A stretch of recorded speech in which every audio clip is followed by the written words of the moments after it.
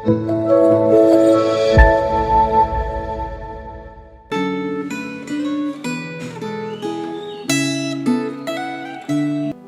saudara yang terkasih di dalam Tuhan. Kita bersyukur hari ini Tuhan kembali mengizinkan kita untuk kita boleh dapat membaca dan merenungkan firman Tuhan. Mari sebelumnya kita masuk di dalam doa. Tuhan, kami bersyukur kalau hari ini kembali Tuhan memberikan kami kesempatan untuk kami boleh membaca dan merenungkan firman. Kami rindu Tuhan, biarlah kami boleh semakin mengenal siapa Engkau yang selama ini kami puja, kami sembah, dan kami hormati. Kami menyerahkan Tuhan untuk waktu pembacaan dan perenungan firman Tuhan hari ini ke dalam tangan Tuhan. Hanya di dalam nama Tuhan Yesus kami telah berdoa. Amin. Saudara, tema kita hari ini adalah siapakah Allah kita? Dan kita akan belajar dari Keluaran yang pertama. Kita akan membaca beberapa ayatnya, dimulai dari ayatnya yang ke-10. Marilah kita bertindak dengan bijaksana terhadap mereka, supaya mereka jangan bertambah banyak lagi. Dan jika terjadi peperangan, jangan bersekutu nanti dengan musuh kita dan memerangi kita, lalu pergi dari negeri ini. Sebab itu pengawas-pengawas Rodi ditempatkan atas mereka untuk menindas mereka dengan kerja paksa. Mereka harus mendirikan bagi Firaun kota-kota perbekalan, yakni Pitom dan Ramses. Tetapi makin ditindas, makin bertambah banyak dan berkembang mereka, sehingga orang merasa takut kepada orang Israel itu. Ayat 15, Raja Mesir juga memerintahkan kepada bidan-bidan yang menolong perempuan Ibrani, seorang bernama Sifra dan yang lain bernama Puah, katanya. Apabila kamu menolong perempuan Ibrani pada waktu bersalin, kamu harus memperhatikan waktu anak itu lahir. Jika anak laki-laki, kamu harus membunuhnya. Tetapi jika anak perempuan, bolehlah ia hidup. Tetapi bidan-bidan itu takut akan Allah dan tidak melakukan seperti yang dikatakan Raja Mesir kepada mereka dan membiarkan bayi-bayi itu hidup. Ayat 20, maka Allah berbuat baik kepada bidan-bidan itu. Bertambah banyaklah bangsa itu dan sangat berlipat ganda. Saudara, di awal kitab Keluaran ini kita diperkenalkan kembali dengan nama anak-anak Yakub. Sifat anak-anak Yakub telah kita kenal dalam kitab Kejadian. Semakin mengenal keluarga ini, mungkin kita semakin heran mengapa Tuhan mengistimewakan mereka. Jumlah anggota keturunan Yakub saat tiba di Mesir hanya sedikit. Walaupun posisi Yusuf amat tinggi, jabatannya ternyata tidak menurun kepada anak-anaknya. Keturunan Yakub hidup sebagai orang asing di Mesir. Mereka tidak lebih berbakat daripada orang Mesir yang telah membangun peradaban yang tinggi. Dan mereka tidak bisa mengklaim diri mereka sebagai lebih benar daripada orang-orang Mesir. Sejarah keluarga mereka diwarnai oleh pengkhianatan, perselingkuhan, dan kekerasan. Saudara, anak-anak Yakub adalah orang berdosa. Namun, satu hal yang penting adalah bahwa mereka merupakan umat Allah. Saudara, di sepanjang kitab Keluaran, kita akan menjumpai Allah yang penyayang, Allah yang pengasih, panjang sabar, berlimpah kasih dan setia, Allah yang memelihara kasih kepada ribuan orang, serta Allah yang mengampuni kesalahan, pelanggaran, dan dosa. Saudara, yang membuat anak-anak Yakub istimewa adalah hubungan mereka dengan Tuhan. Mereka memiliki Tuhan di pihak mereka. Keturunan Yakub awalnya hanya ada 70 orang. Akan tetapi tidak lama kemudian, negeri Mesir dipenuhi oleh keberadaan mereka.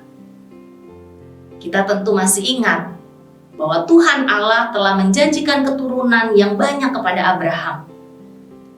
Dia memberikan 2 janji besar kepada Abraham, yaitu tanah dan keturunan yang banyak.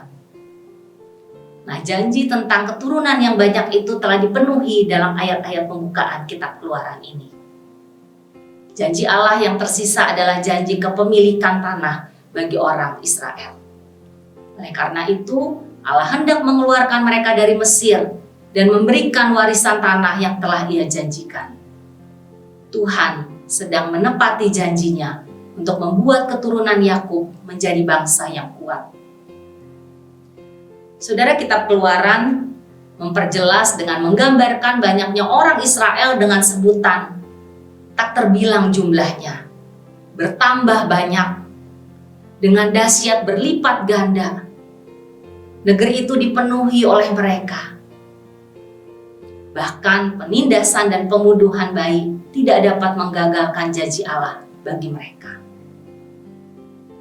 Saudara, ketika kita melihat kehidupan bangsa Israel dan melihat bagaimana Allah tetap mengasihi dan menggenapi janjinya kepada Abraham, membuat kita bertanya, siapakah Allah itu? Dan ketika kita melihat keadaan kita masing-masing saat ini, kita yang kadang-kadang masih merasa iri, memiliki kemarahan, bersikap keras kepala, dan setiap hari kita mungkin gagal memenuhi standar kesempurnaan dari Allah. Ternyata kita tidak lebih baik dari orang Israel. Kita membutuhkan Tuhan seperti yang diwahyukan dalam kitab Keluaran, yang membuktikan bahwa Ia adalah Allah yang dapat dipercaya, Allah yang selalu menepati janjinya. Jika Tuhan adalah Allah kita, maka kita dapat selalu mempercayai Dia sebagai penyelamat kita. Saudara, ada begitu banyak janji yang sudah Tuhan berikan melalui firman-Nya. Ketika kita khawatir, firman-Nya berkata, serahkanlah segala kekhawatiranmu kepadanya, sebab Ia yang memelihara kamu. Serahkanlah hidupmu kepada Tuhan, dan percayalah kepadanya, dan Ia akan bertindak. Bahkan ada firman yang mengatakan Allah itu adalah tempat perlindungan dan kekuatan, sebagai penolong dalam kesesakan sangat terbukti. Saudara, pertanyaannya adalah, apakah kita percaya akan firman yang sudah Ia berikan? Ketika kita mengalami kesulitan dan pergumulan, apakah kita sungguh dapat mempercayai Tuhan dengan segenap hati kita? Atau kita bersandar kepada pengertian kita sendiri? Saudara, biarlah melalui renungan Gema beberapa waktu ke depan, melalui kitab Keluaran, kita dapat semakin mengenal dan memahami siapa Allah yang kita sembah dan kita percayai saat ini. Amin. Mari kita masuk di dalam doa. Tuhan, kami sungguh bersyukur ketika hari ini kembali kami membaca dan merenungkan firman-Mu. Kami bersyukur Tuhan karena kami punya Allah yang hidup, Allah yang selalu menepati setiap janji yang telah Engkau berikan kepada kami. Terima kasih ya Tuhan untuk firman yang sudah Tuhan berikan kepada kami, untuk setiap janji yang sudah Tuhan berikan melalui firman-Mu.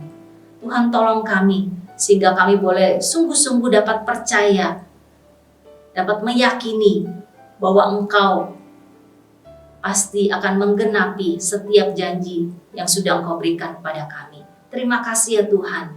Kami menyerahkan Tuhan untuk waktu ke depan kami.